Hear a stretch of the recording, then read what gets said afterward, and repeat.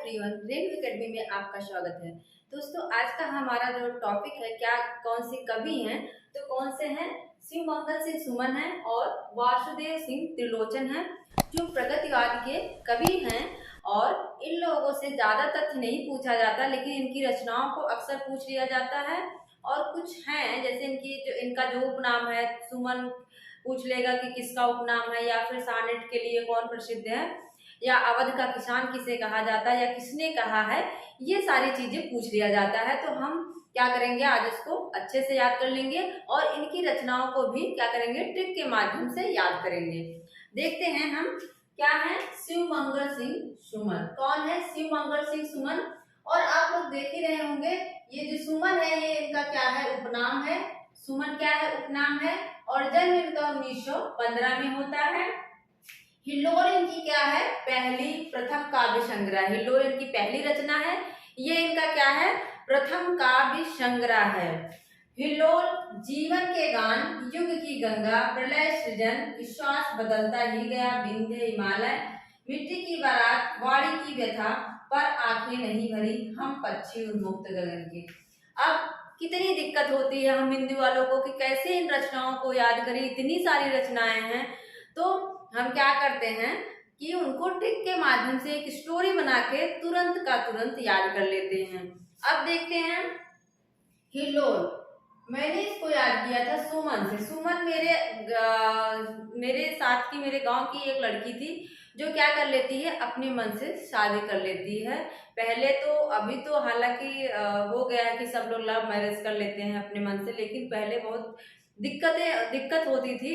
तो क्या करती है, वो अपने मन से जाके शादी कर लेती है। तो हमने उसी के नाम पे क्या किया था, बना लिया था हिल्लोल। अब देखते हैं सुमन जो है क्या है, वो हिल्लोल मतलब उसे समझ नहीं आ रहा, उसके मन में बहुत सारे हिल्लोल चल रहे हैं कि क्या करूं क्या नहीं। सुमन के मन में हिल्लोल चल रहे हैं। वो जीवन के गान को समझ नहीं पा रही है, अपने जीवन के गान को समझ नहीं पा रही है कि हम करें क्या। फिर क्या होता है, युग का मोल भी नहीं समझती कि ये युग कैसा है, कि माँ बाप की फिक्र, मतलब उसको फिक्र भी नहीं है, युग का मोल नहीं समझ पा रही, जीवन का वो गान नहीं समझ पा रही। फिर क्या करती है, वो प्रलय और सृजन, प्रलय के बारे में ना सोच के सृजन के लिए वो निकल पड़ती है। मतलब उस लड़के के साथ निकल पड़ती है सृजन के लिए, सृजन के लिए। विश्वास बदलता ही गया, उस लड़के के ऊपर उसको विश्वास होता गया, विश्वास बदलता गया। कहाँ जाते हैं हम लोग, विंध्य हिमालय। वो जाते हैं कहाँ, विंध्य हिमालय पे जाते हैं। और क्या होता है, वही मिट्टी की बारात ही उसकी बारात होती है।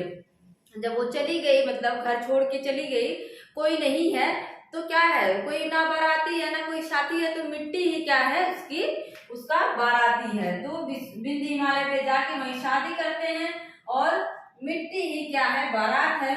उसकी वाणी में व्यथा है, भले वो शादी कर रही थी, लेकिन उसकी वाणी में क्या है, व्यथा है। उसे समझ नहीं आ रहा है कि हम क्या बोले क्या ना बोले। वाणी में व्यथा है, पर आंखें नहीं भरी।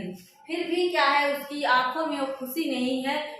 क्या है, आंखों में कुछ खुशी नहीं नजर आ रही है, पर आंखें नहीं भरी।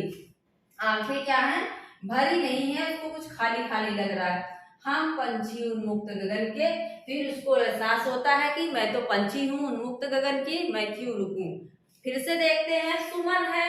सुमन के मन में हिल्लोल चल रहे हैं, जीवन के गान को नहीं समझ पाती है, युग का मोल नहीं समझती, और सृजन करने के लिए वो प्रलय के बारे में ना सोच के सृजन करने के लिए निकल पड़ती है। उस लड़के के ऊपर उसका विश्वास बदलता गया, और कहाँ जाती है, विंध्य हिमालय पे जाके शादी कर लेती है। मिट्टी ही उसकी बारात होती है, वाणी में व्यथा होती है। फिर क्या होता, आंखें नहीं भरी, फिर भी आंखें नहीं भरती, और कहती है हम तो पक्षी क्या है, उन्मुक्त गगन के हैं, हमें किसी की फिक्र करने की जरूरत नहीं है। अब देखते हैं यहाँ क्या है, वासुदेव सिंह त्रिलोचन। इनका त्रिलोचन क्या है, उपनाम है। समय क्या है, 1915। क्रम में पूछा जाएगा तो सबसे पहले केदारनाथ अग्रवाल आएंगे, फिर नागार्जुन आएंगे।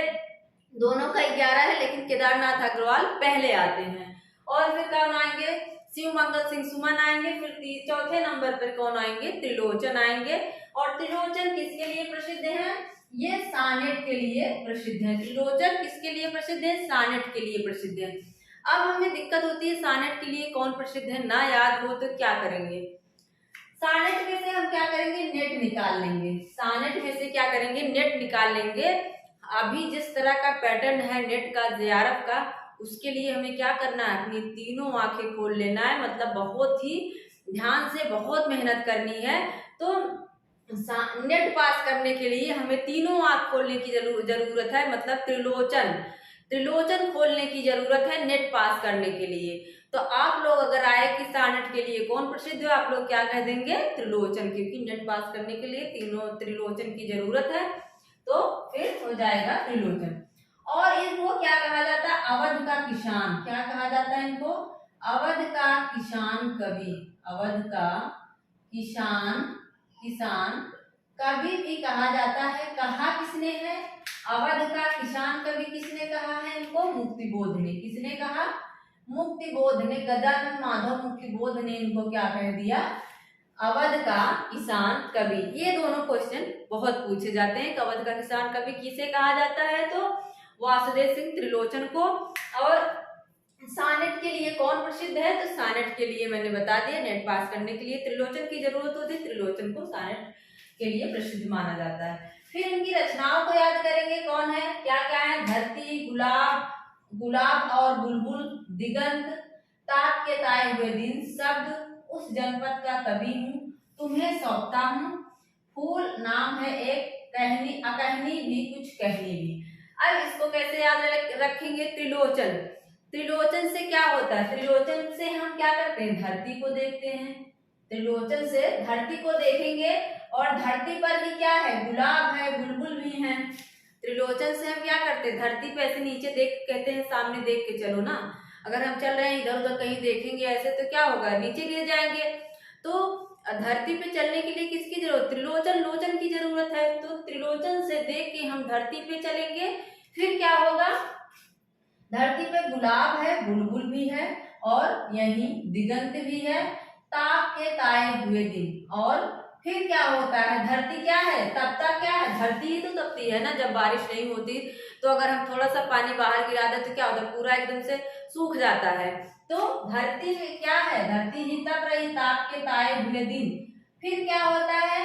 ताप के ताए हुए दिन को हम शब्दों में बोलते हैं ना, अरे बहुत गर्मी है, बहुत तपन है, ऐसे बोलते हैं ना। ताप के ताए हुए दिन को हम शब्दों में बोल रहे हैं। उस जनपद का कवि हूँ। कवि क्या करता है? फिर क्या करता है? शब्दों को कौन बोल रहा है? कवि। कवि ये तो बयां करता है कि धरती क्या है? तवे की तरह तमतमा रही है, तवे की तरह गर्म है। कवि उसको क्या करता है? व्याख्यायित करता है लोगों को, मतलब लोगों तक वो चीजें पहुंचाता है कि जनता क्या महसूस कर रही है। तो शब्द क्या है? शब्द कौन दे रहा है उसको? जनपद का कवि दे रहा है। और फिर जनपद का कवि कह रहा है तुम्हें सौंपता हूँ। कवि क्या होता है? खुद को सौंप देता है। कवि क्या होता है? खुद को सौंप देता है, समर्पित कर देता है, लिखने में ही सारा जीवन उसका खत्म हो जाता है। तो कवि क्या करता है? तुम्हें सौंपता हूँ, कहता है तुम्हें सौंप दे रहा हूँ। फूल, नाम है, ये फूल क्या है? एक नाम है। यहाँ फूल का नाम आया है ना, गुलाब, तो वहीं से लिंक कर लेंगे। फूल क्या है? नाम है। और कुछ अनकहनी भी, कुछ कहनी भी, मतलब कभी कुछ कह भी पाता है, कुछ नहीं भी कह पाता है, क्योंकि सारी चीजें हम नहीं कह सकते हैं, उसका विरोध भी होने लगता है। तो कभी क्या है? कुछ कहनी भी, कुछ अनकहनी भी, और कुछ कहनी भी, कुछ कह भी पाता है, कुछ नहीं। फिर से देखो, त्रिलोचन से हम धरती पे देखते हैं, और धरती पे ही क्या है? गुलाब और बुलबुल है। फिर दिगंत होता है, धरती ही ताप की तरह, ताए हुए दिन की तरह तप रही है, और उसको हम शब्दों में बताते हैं। शब्द में बताता कौन है? कवि बताता है, जनपद का कवि बताता है। और कवि कहता है मैं तुम्हें सौंपता हूँ। फूल, नाम है, ये सिर्फ फूल क्या है? एक नाम है। अनकहनी भी, कुछ कहनी भी, कुछ हम कह पाते हैं, कुछ नहीं भी कह पाते हैं। मुझे लगता है आप लोगों को याद हो गया होगा। और मिलते हैं नेक्स्ट वीडियो में। मेरा पूरा वीडियो देखने के लिए आप लोगों का बहुत बहुत धन्यवाद। Thank you.